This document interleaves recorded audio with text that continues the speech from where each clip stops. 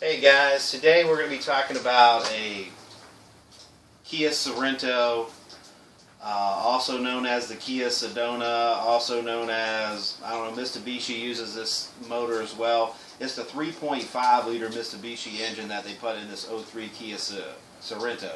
Sedona, they're all the same. Anyway, so what happened is the crank sensor has went bad in this, but of course in order to change the crank sensor, you have to take the timing off. So I'm basically going to touch base and teach you a few things about how this actually works. So the first thing that I would suggest, let's just go ahead and if you're going to do this, this is the first thing you want to do. You want to take off this shroud right here. It takes about 3 seconds.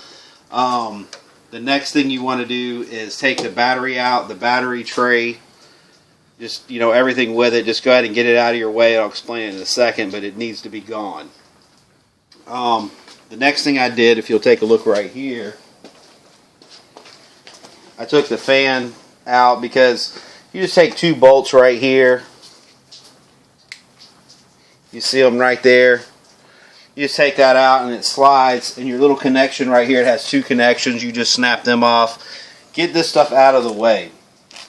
The next thing I suggest doing in this particular sequence is, you see the tray right here that covers the bottom, and it's a 2-piece part. Go ahead and take it off. These are your simple basic things. Take your hood cover off, or your engine cover off, and that's the shroud I was just telling you about. Now, it's going to come down to, okay, the next thing, these are the basics. So the next thing you want to do is you're going to have to learn how to take the drive belts off. So come on over to the bench here. If I can find one, I'll show you how they work. These are very simple. You'll find that there's 3 of them. And you'll have to disengage all 3 belts. This particular one's to the alternator. You notice that I put every one where it's at and I mark the top. That way you never get confused. Now I know you're probably smarter than me, but that's just for us stupid people. Alright. You basically are just going to loosen this front bolt of all the pulleys. You'll have 3 pulleys. And then how this thing operates is this right here. It just turns, and of course the more you turn it, the looser it gets. This particular one on the alternator had 4 mounting bolts. Okay, so you want to take that. You want to get all the drive belts off. Now the next thing you're going to have to do after you get the drive belts off is you're going to have to come over here, back to the engine again. Say hi to the dog. That's my very good assistant. Okay, she's not interested. So back on over here. We're going to talk about this right here, of course, is your power steering. You see I've just got it loose and sitting to the side. You don't need to disconnect it. It's too expensive. As you're coming up through the top here, you're going to notice a little bracket right here, and you can see what I have loose, because both the timing covers are definitely coming off. You're also going to need to drain the radiator, because if not, you're going to have an ocean hit you like you don't want anybody's business. It's going to come down like just a lot. So just go ahead and drain the radiator so you kind of avoid that. Go ahead and replace the thermostat like I did on this one, just because why bother coming back to it, later. You'll need to remove this hose. Simple. Definitely mark what side goes to the radiator, just for you people out there that have a hard time remembering stuff like me. It was the 80s. Shut up. I don't want to hear about it. Okay, so now this is a big problem that a lot of people are having. This is why I said remove the battery tray. You see it's completely gone. And if you look down here, this bracket right here has got to come loose to take the front mounting, the aluminum big face off of it. So what I did was real simple. By removing this, I had access to this bolt here, and there's a couple more on the bottom side. But first, by removing the battery tray, I was able to access the actual mounting bolts that actually mount. I don't know if you can actually see them from right here, but the actual air conditioner has 4 that go sideways. You take those 4 off, and then see the AC will just float around. You can do whatever you want with it. This particular case, I pushed it forward so I could get to these bracket bolts right here. Now, One thing about that bracket bolts, they're not all the same. The bottom forward one's actually different than the other three. So definitely mark that in your catalog. I just left the AC bolts that mount the AC exactly in it because they're kind of a pain in the ass if you're trying to take them out and put them back in. So it doesn't hurt anything just to keep them there, and you don't move the AC much anyway. But anyway, the AC is loose. The alternator comes off very easy as well. Some people disconnect them and all that. That's probably the smart thing to do. You notice I put it in a plastic bag because I knew that I was going to be dealing with coolant. But just to save myself time on the redo of putting it back together, I went ahead and just bagged it. Okay, so now the next thing comes into play. Come on over here again, and let's talk about some of these. This right here is your water pump pulley. You see it comes together. It's also mounted, but this goes over. It's got 4 little nuts. Undo these nuts ahead of time before you take your drive belts off. It just makes it easier with that little bit of tension. It doesn't have much pressure on it at all. The alternator pulley, just like this one, no big deal. Now the harmonic balancer, this seems to be a toughie. If you have the black one or the gold one, this is the bolt that goes in here is bad. If you have a silver one, I'll show you real quick and also show you how you take this off with no problem. You simply get a 22 shorty like this one right here. Just get a 22, you put it over it like that, and what I did, come over here, I'll just show you. Let me get my light again. People will probably think you're drunk looking at all this stuff going back and forth. Alright, so show them you see the bolt. I use the bolt to be able to do the timing, which we'll get to in just a second. But I want to show you how this is done. Because a lot of people are really messed up over this. They don't quite get it. You can just keep it trained on that right there where I'm getting the breaker bar. Yeah, so I'm going to get this little contraption going. Here we go. What did I say, 22? Mm-hmm. That's my assistant. Say hi. Hi, how you doing? Dude, you're going to be global. Your first shot at Hollywood. You think we're going to get an Oscar for this? I think so. I tell you what, if you bought a Kia, you deserve something special in life. Because these, well, I don't want to say anything bad, but I don't particularly like working on this. Okay, so here we go. This is kind of how it would look.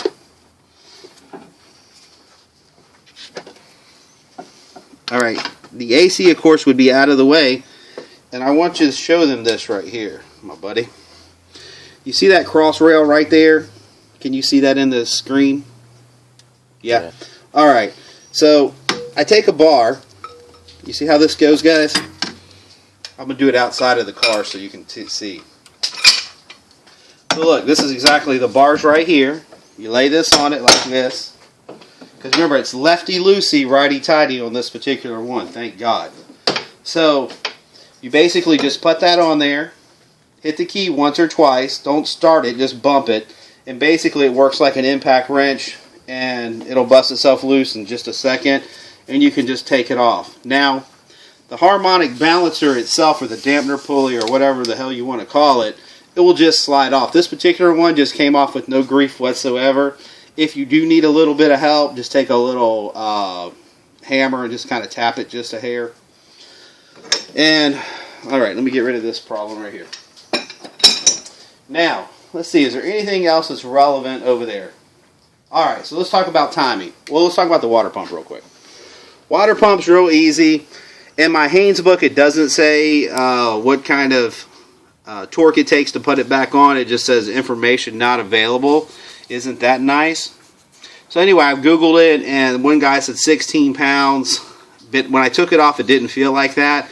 So I went with the book of try about 8 to 10 pounds. That should do it. There's no way to verify that, but I'm telling you that if you do any more than that, they're going to strip out. So that's somewhere around the threshold of what they're able to take. So I just went with a safe number. Do what you want to do. It's all on you, player. Alright, so let's talk about the timing for a second. Now, what you're probably wondering is how the tensioner works, which is mounted right here, but I've got them on my bench over there, so we're going to go back and we're going to go play on that. But let me show you where the timing marks are, because this is pretty simple stuff. If you look, you notice a little indentation right here. Do you see that in the screen? Yeah. Okay, there's just a little V-cut indentation, and then you see a flat line right here. So now kind of look back from it and see if you can see it. And you'll notice your crank sensor goes right into these two mounts, which is what I had to replace.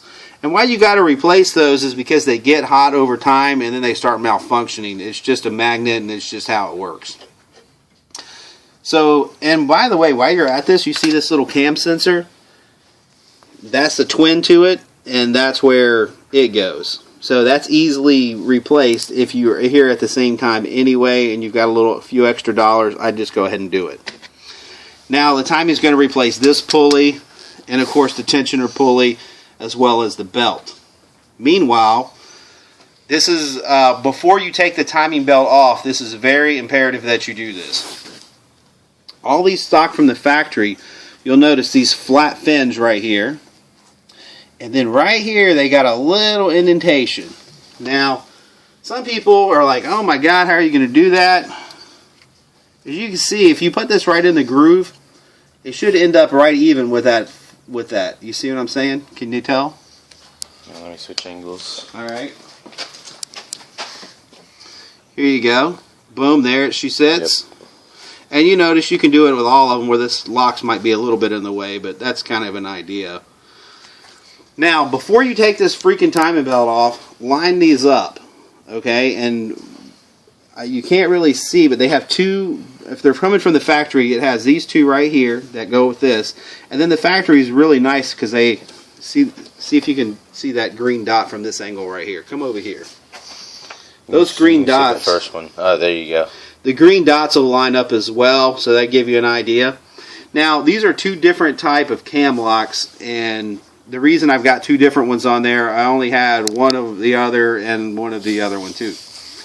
But this right here is really cool and it's really fast and it's really easy. I love these O'Reilly's, rinse these. And then over there you have the Lisle, Leslie, whatever the hell they call that name. I still don't know what it's called. Those are real simple to do too, and they work perfect and they have no variation. All you do is just hand tighten them right there and then get you like a 14-15 millimeter wrench, do maybe an eighth of a turn, and that joker ain't going nowhere.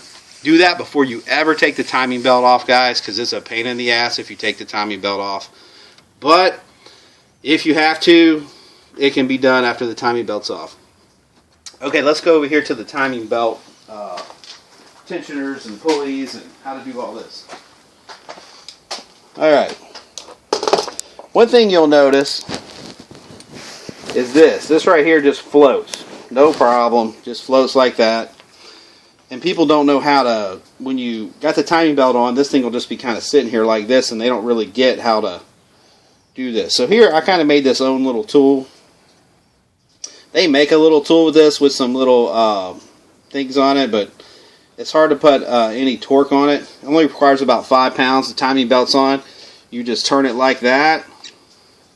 And that's going to take up the tension of the belt. Snug this in. This bolt right here is what's important. So you're going to, really, if you had two people, it'd be great. But one person to hold the little tension on it, another person to tighten this down right here. Now, all this is well and good, but this little joker right here is a self-contained hydraulic press. Pump, whatever you want to call it. Hydraulic something, whatever. How this sits is about like, I guess it sits on the bottom. Oh yeah, it'd have to sit like this. So while it's in the car, you see this flat spot right here? It's going to kind of sit like this. And that little sucker is going to pop out. And let me tell you what, brothers and sisters, you are not going to be able to push that down with your hand. So take it out. And you can use either like a little, I just kind of broke off a little Allen wrench that fit through there. Put it in a vise, run it down, slip that in there. Now, this right here has to be tightened down to where the belt's kind of holding in place just a little bit. Because once you pull this, you will not be able to reset it. You're going to have to redo the whole thing again if you don't pull this out to hold this or you do something out of sequence. Just want to throw that out there. Crank sensor is kind of a big deal. This is what goes bad. You see the heat right here? It's got a little heat on it. Looks like it's been getting a little hot. See right here in the back, getting a little warm. And it's just faded out over time. Also, this is a little dry rotted. You never know on electric stuff where the problem's at. I mean, there's ways to just test it all the way down to one little spot in the wire, but basically over time they just go bad. Okay, the lock that I was talking about is right here. So you can definitely get one of those. So there you go. That's how you get it. If there's no O'Reilly's near you and you want the other one, that's how that's done. You can just write that down, and that's with O'Reilly's. Here's a cutout of the water pump. Here's your bleed valve right here, or the weeping hole. It'll, over time, if this is leaking right here, this is where it should be coming from. Very simple, no problem. And of course, there's more components to this that you can take off that I didn't bother with because they're basically good for the life of the car. So, let's see, anything else more important that's important? More importantly, important. Let's see, we discussed the harmonic balancer, how to do the tensioner, how to do the water pump. Yes, the timing covers, that's a trick. As you notice, you have an upper. Let's get these over to the bench. Show you how these go. Okay. The lower timing cover is really what you're after because that's what's how I needed the crank sensor in my particular case. When I got to the crank sensor, I figured out you can't access one of the bolts without removing the timing belt. So there is no way around it. You're going to have to take everything off. So, alright, kind of goes like this. And you will have to take these top ones off in order to access the bottom ones. But it doesn't matter because the timing belt's coming off anyway. Just wanted to show you that so you see where all the bolts are at. They go to it. I think they're all 10 millimeter, if I remember right. And the last thing I want to discuss is the aluminum bracket that holds everything together. The dog has moved. Yes, the dog has moved. Sorry, a little upside down. As you notice right here, you have the before top dead center right here. That's kind of a little tag on it, so you'll be able to quickly identify where everything's at.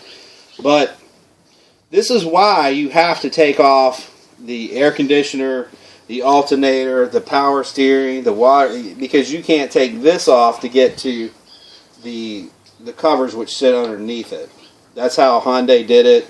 I say Hyundai because it's a Hyundai engine. That's how they did it in order to be able to mount everything. It's actually not a bad job. It's not terribly impossible. It is a little time consuming. However, this is about the sum of all the parts it takes. I wish anyone the best of luck on this. Definitely take time to check your timing marks.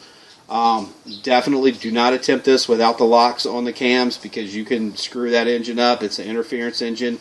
It will pop and you will be doing a head job on it and not the good kind.